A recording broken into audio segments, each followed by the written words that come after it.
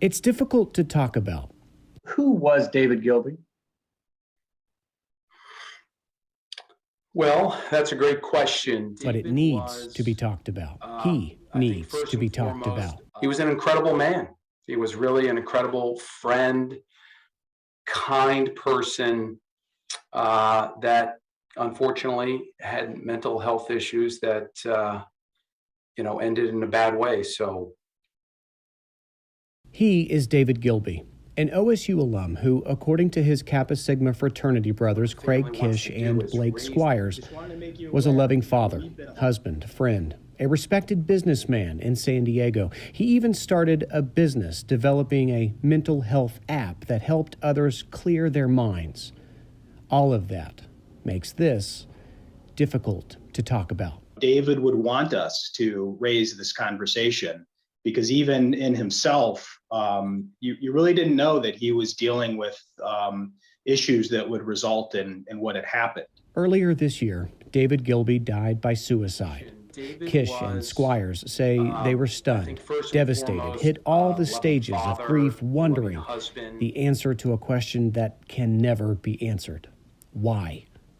But through that, David became their why. I think the importance of talking about this as if you had heart disease or you had cancer, the discussion needs to be had well in advance and not be afraid to, be transparent, and the stigma mitigation.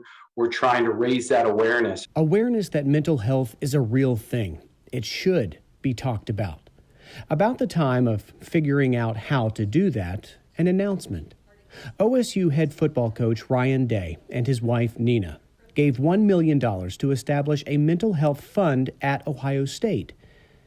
And that was it. Everybody's dealing with it in some way or another. And Dave would want us, and Craig and I believe this, to do what we're doing, and that's remember him so that others can have a conversation. At this Saturday's OSU and Notre Dame kickoff game, Kish and Squires will be there, along with hundreds and hundreds of fraternity brothers, for a moment of silence, for thoughts, for stories, for a chance to raise money for the fund that helps to research and promote mental health.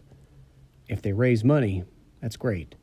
But what's more important? Just to remember Dave, who he was, the caring person he was, and through our grief and our celebration of Dave, again, like Craig said, we're hoping to raise the conversation. Having the courage to just talk about it. Bryant Somerville, 10 TV News.